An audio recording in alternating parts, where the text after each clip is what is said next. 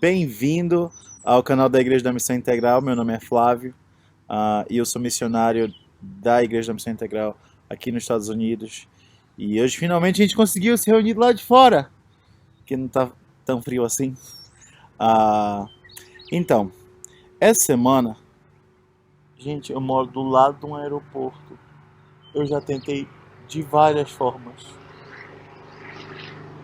gravar sem ele estar passando aí. Mas olha, tá, vamos lá. Eu decidi falar sobre uma coisa que está muito recente para mim essa semana. Essa semana a gente estava vendo um vídeo chamado, é um projeto na verdade, que tenta transformar a história do evangelho, ou a história dos evangelhos, numa história mais real.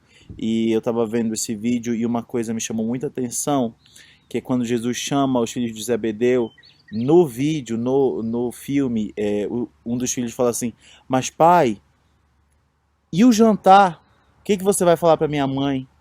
E aí o pai dele fala assim: você tem coisa muito mais importante para fazer, vai fazer o que você tem que fazer. O jantar, outro dia a gente conversa, outro dia a sua mãe vai entender.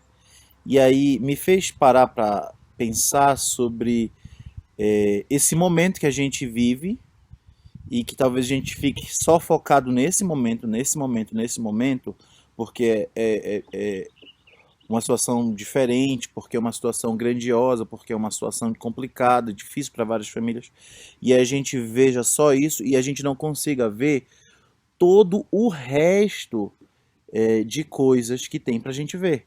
Eu acredito que Deus tem algo grande, grandioso para a gente, para o mundo, para a gente como igreja, para o povo de Deus, para o povo cristão, para quem chama o nome do Senhor. E aí, isso casou com uma outra leitura que eu estava fazendo. Eu não sei se vocês têm esse entendimento ou esse contexto histórico, mas essa semana é a semana em que é comemorado o Pentecostes. No mundo antigo, na época de Jesus, desde a Páscoa eles contavam 7 semanas, e aí eles teriam esse feriado, que se chama Shavuot.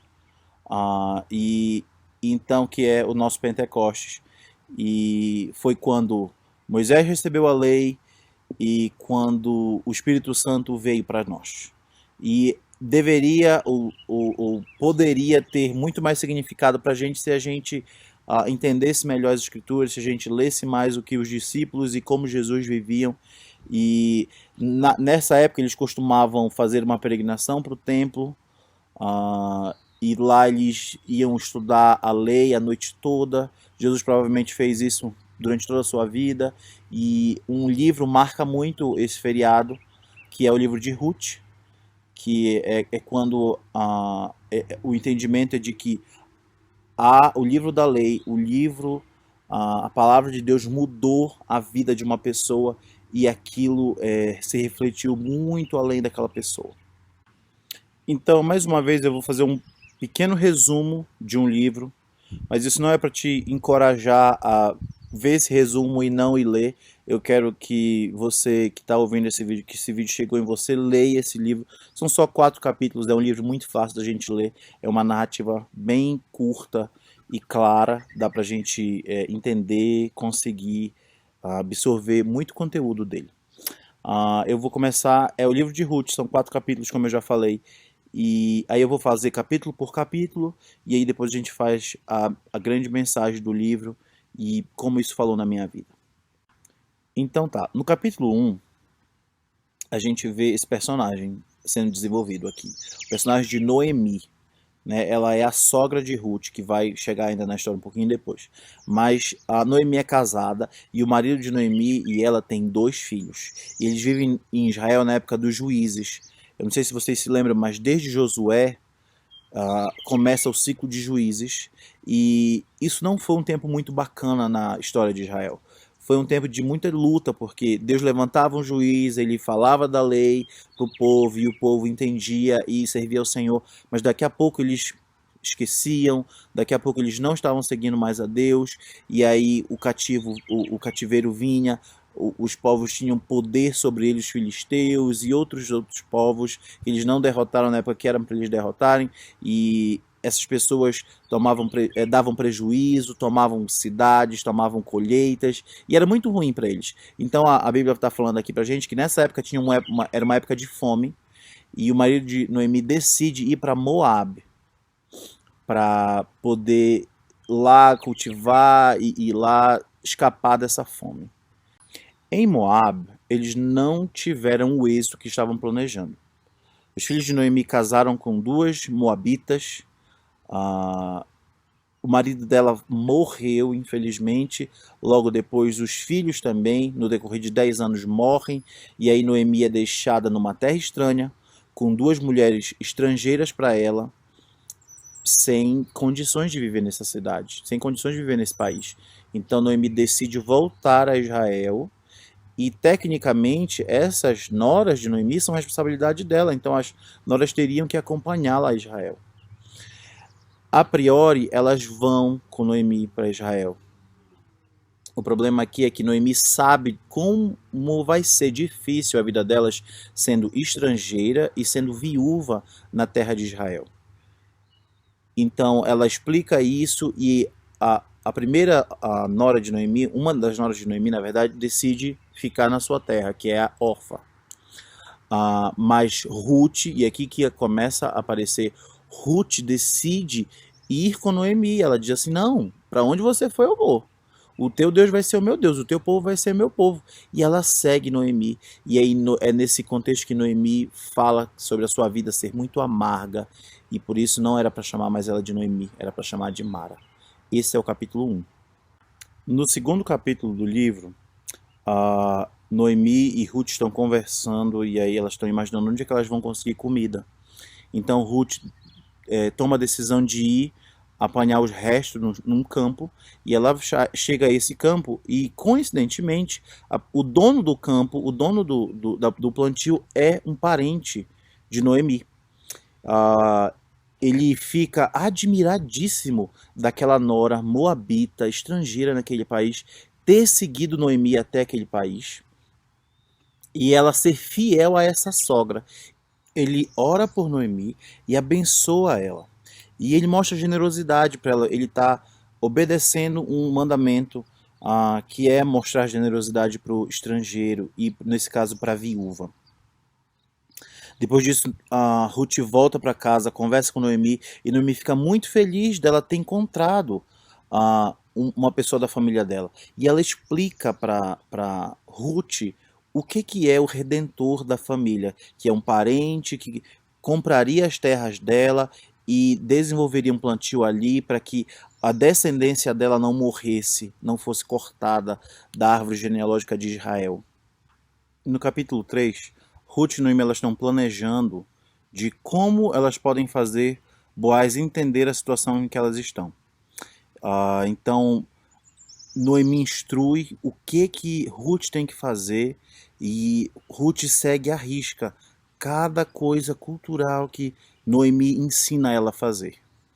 Naquela noite ela dorme aos pés, nesse primeiro assim, entendimento, né? Acredito que ela dormiu aos pés de Boaz, que acordou, viu a situação e entende que ele vai ser o redentor, que ele vai dar continuidade à família delas. Esse é o capítulo 3. No capítulo 4, Boaz entende que tem uma pessoa antes dele na linha de sucessão, porque precisa obedecer uma linha de parentesco, que pode ser a pessoa que vai resgatar ou vai ser o redentor da família de Noemi. E ele procura essa pessoa diante da comunidade, diante das pessoas mais velhas da comunidade, e pergunta se ele quer redimir, e a pessoa diz que quer, que vai redimir a família de Noemi. Mas aí ele conta que quem redimir Noemi também tem que redimir a sua nora, que é uma viúva moabita. Então ele fala: eu não vou redimir. E aí ele diz: então que se faça conhecer isso, porque eu vou redimir a família de Noemi e vou redimir a sua nora estrangeira. Então, num primeiro momento, a gente vê que ela está numa terra estrangeira.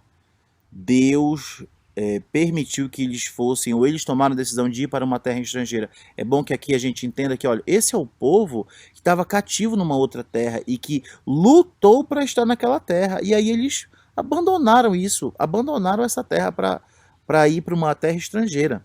Isso é um processo muito traumático para esse povo nesse contexto. Então, no primeiro capítulo nós vemos uma terra estrangeira e no último capítulo nós vemos que eles estão em casa, eles estão no meio dos seus. No primeiro capítulo nós vemos várias figuras de tragédia e morte. Aqui nós vemos nascimento e alegria. Mais uma vez, no primeiro capítulo, a Noemi muda o seu nome para Mara, amarga. E aqui ela se regozija do filho da sua nora. E no primeiro capítulo nós vemos tragédia e lealdade. E aqui, no último capítulo, nós vemos o valor invertido. Nós vemos lealdade e restauração. O que é muito legal da gente ver é que nesse livro bíblico, o narrador nunca fala como nos outros livros que a gente do Velho Testamento fala assim, e Deus foi e fez isso, então Deus decidiu, e Deus tomou essa direção. Os personagens mencionam poucas vezes Deus, mas a gente nunca vê um movimento de Deus. No entanto, nós vemos como Deus age através das tragédias e dificuldades que nós enfrentamos. Aqui nós vemos que uma decisão ruim, provavelmente de um juiz, gerou fome em Israel, e isso fez uma outra decisão ruim ser tomada por essa família. Mas assim que essa família tomou uma decisão ruim, Deus partiu em direção de salvá-los de si mesmos, salvar-nos dos nossos próprios problemas. E a gente tenta solucionar problemas e às vezes criamos novos problemas, e a gente vê essa história sendo isso. E a gente vê que Deus se moveu desde o primeiro momento para resgatar essa família. E esse resgate, ele foi para essa família, mas ele criou a linha de Davi. A gente vê que Ruth é a bisavó de Davi. E Davi é um ancestral de quem? De Jesus, quem nos resgatou. Jesus é o nosso Boaz. Jesus não só é o nosso Boaz, como ele é o redentor do mundo. Ou seja, algo que começou com uma tragédia, liderou o mundo em restauração, na restauração de Cristo. E eu acredito que mesmo nós passando por esse processo dificultoso, esse processo doloroso que nós estamos passando, Deus vai redimir a gente de uma forma. Deus vai redimir essa situação de uma forma. E eu quero te convidar a olhar para frente, olhar para o futuro e pensar como Deus vai redimir isso. Perguntar para Deus, pedir para Deus falar para você, pedir para Deus reforçar como Ele vai redimir a sua história nesse momento, mas também a história do mundo nesse momento. Deus está balançando as estruturas mundiais para um grande momento de agir. E eu quero te convidar a orar por esse momento e a viver esse momento. É doloroso, é estranho de várias formas, a gente sente muita saudade, mas eu sei que Deus é poderoso e fiel e Ele não mudou, Ele continua sendo esse Deus. E eu quero que você se encoraje com essa palavra para contar essa boa nova para alguém hoje. Compartilha sobre o livro de Ruth, compartilha como Deus está se movendo na sua vida. Amém? Era isso que eu tinha para refletir hoje e eu espero que isso te abençoe de alguma forma.